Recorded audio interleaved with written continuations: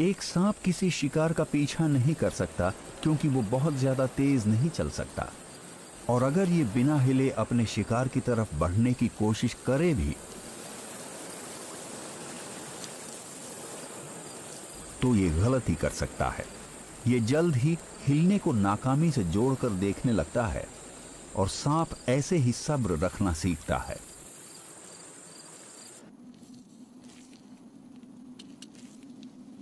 सांप सिर्फ एक ही बार तेजी से हरकत कर सकते हैं।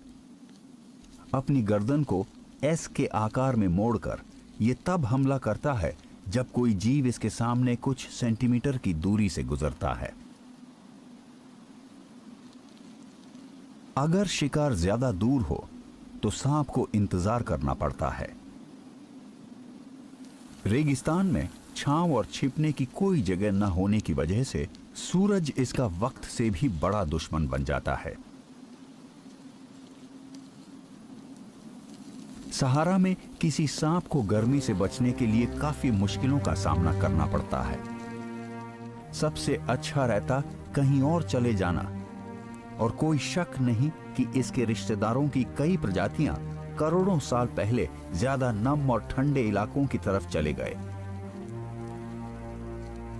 लेकिन हॉर्न्ड वाइपर यहीं रह गया और इसने गर्मी से बचने का तरीका निकाल लिया है ताकि ये इतनी गर्म रेत में भुन न जाए जिस पर अंडा पकाया जा सकता है।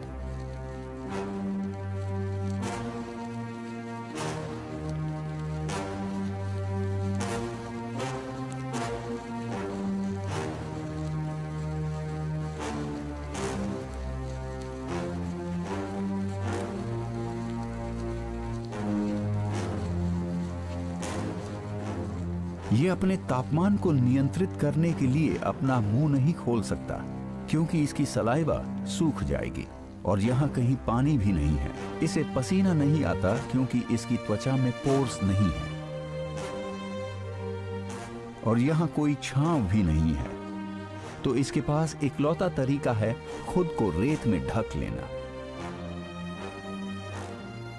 और जिस चीज की शुरुआत इसके कुदरती माहौल में बहुत ज्यादा गर्मी से बचने के लिए हुई थी, वो एक बिना सोची समझी रणनीति बन गई।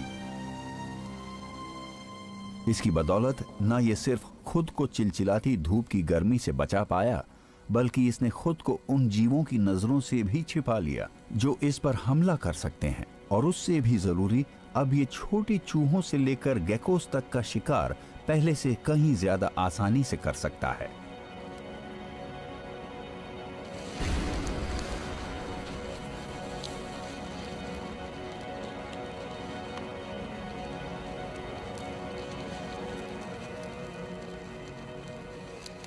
ये खुद को ठंडा रखने के लिए रेत में छुप जाता है, पर यह शिकार की सबसे बढ़िया तकनीक भी है।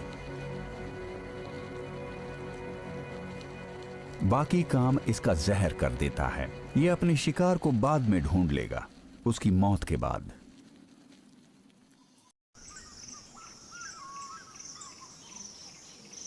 देखा जाए तो सबसे पेचीदा हमला वो होता है जिसमें कई सारे शिकारी शामिल होते हैं, जिन्हें एक ही शिकार को पकड़ने के लिए तालमेल बैठाकर काम करना होता है।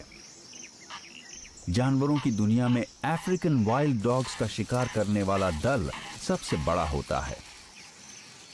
हमले में पूरा झुंड शामिल हो जाता है, लेकिन अपने मकसद में कामयाब होने के लिए ये जरूरी हो जाता है कि शिकारी दल का हर एक सदस्य पहले से ही तय चीजों में जरा भी फेरबदल किए बिना अपने काम को अंजाम दे। इस खेल में गलती की कोई गुंजाइश नहीं है।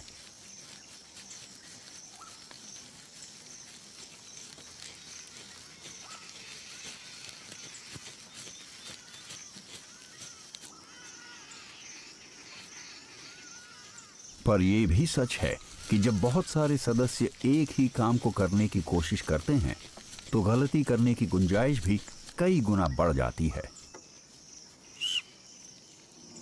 सबसे आम गलती तब होती है जब संभावित शिकार वक्त रहते खुद को बचाने के लिए शिकारियों के झुंड के किसी सदस्य को देख लेता है, जैसे झुंड के सबसे कम उम्र के सदस्य या सबसे अनाड़ी या सबसे भूखे सदस्य को। इनमें से सिर्फ किसी एक सदस्य को नजर आने या कोई आवाज करने की गलती करनी है और 19 सदस्यों का झुंड नाकाम हो जाएगा। और इस बार शिकार के लिए इतने ही डॉग्स आए थे। अक्सर डॉग्स को बिल्लियों या ज्यादातर पक्षियों से ज्यादा समझदार समझा जाता है, लगभग बंदर जितना समझदार। पर एक हद तक हम भी भेदभाव से परे नहीं हैं। हमें डॉग से प्यार है, जो हमारे सबसे पुराने और वफादार दोस्त हैं। मगर हकीकत यह है कि समझदारी को किसी मात्रा में नहीं मापा जाना चाहिए। हमें बेहतरीन होने की नहीं, बल्कि काबिलियत की बात करनी चाहिए। जिंदा बचे रहने के लिए हर प्रजाति को अपने आसपास के माहौल को किसी तरह समझने की काबिलियत चाहिए, जैसे थोड़ी सी याददाश्त या खास तरह की दिमागी बनावट। बेशक अफ्रीकन वाइल्ड डॉग्स, हाइनाज या वुल्व्स के मामले में हम उस समझदारी का पता लगा पाते हैं जिसे हम पहचान सकते हैं। समाज में रहने वाले जानवरों की सुनने समझने की क्षमता का विकास उनके खेल, उनके औहदे और उनके भावनात्मक संबंधों से होता है। लेकिन शिकार नजर आने से पहले योजना बनाने की काबिलियत डॉग्स में भी नहीं पाई गई है। अफ्रीकन वाइल्ड डॉग्स लगभग हमेशा ही एक से दूसरी जगह जाते रहते हैं और ये हमेशा अपने इलाके में घुसपैठ करने वाले झुंडों को बाहर निकालने और खाने लायक किसी शिकार को पकड़ने के लिए हमेशा चौकन्ना रहते हैं। ये लगभग 200 वर्ग किलोमीटर जितने बड़े इलाके की निगरानी करते हैं और इनके शिकार करने का तरीका इनके जीने के तरीके से मेल खाता है। वो हमेशा इधर उधर ताक झांक करते रहते हैं। इनका रंग शिकार करते वक्त नजर न आने में इनकी मदद करता है। इनका तरीका बहुत सीधा सा होता है, जिसे अमल में लाने पर वो शिकार का एक ऐसा तरीका बन जाता है जिससे बच निकलना मुश्किल है। इनके चलने का तरीका बदल जाता है और एक लाइन में चलने के बजाय ये फैल जाते हैं।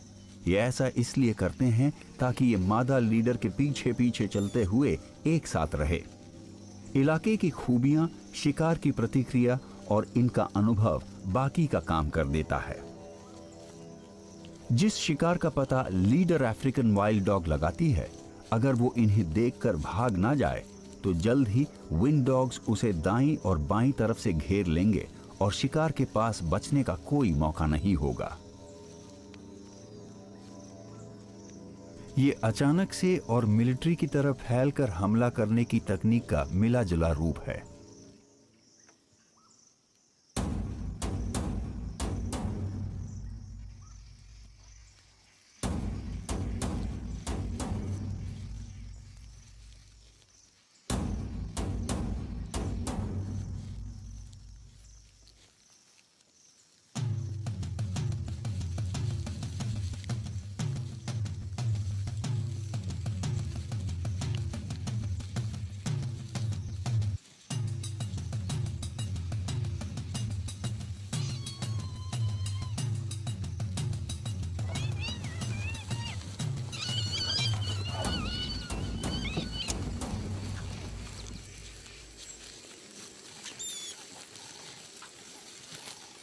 अच्छी तरह संगठित अफ्रीकन वाइल्ड डॉग के झुंडों के हमलों की कामयाबी की दर हमेशा 75 से 90% के बीच होती है।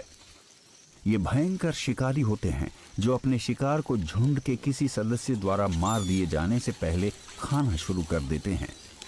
अपने इसी बर्ताव के लिए इन्हें वाइल्ड डॉग्स कहा जाता है। ये बाकी शिकारियों से ज्यादा जालिम लगते हैं, पर असल में ऐसा है नहीं। ये किसी भी और जानवर से ज्यादा जालिम या दयालु नहीं है। कुदरत में बेरहमी की कोई जगह नहीं। ये सिर्फ प्राकृतिक और जंगली बर्ताव का इंसानी नजरिया है। जो भी हो, वाइल्ड डॉग्स जिस तरह से अपने शिकार को खाते हैं, उसकी वजह से बहुत से लोग इनसे बचकर रहते हैं और इनका योजनाबद्ध तरीके से शिकार किया जाता है और कई जगहों पर इन्हें पूरी तरह खत्म कर दिया गया है। असल में ये अफ्रीका के ज्यादातर इलाकों से गायब हो चुके हैं।